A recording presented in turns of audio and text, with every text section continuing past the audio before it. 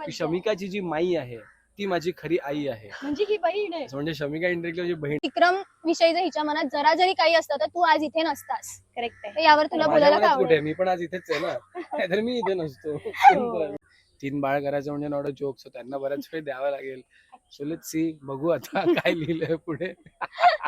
As a romantic scene त्याने केले असतील, म्हणजे त्याने अशी कामं केलेली आहेत की ज्याच्यामध्ये त्याला माहिती आहे टेक्निकली असेल किंवा आय कॉन्टॅक्ट करणं असेल. माझ्यासाठी ना पहिल्यांदा सुरुवातीला खूप टास्क होतं. मला लाज वाटायची की बापरे आय कॉन्टॅक्ट कसं करायचं आणि कसं बघायचं, स्टेअर कसं करायचं कंटिन्यू.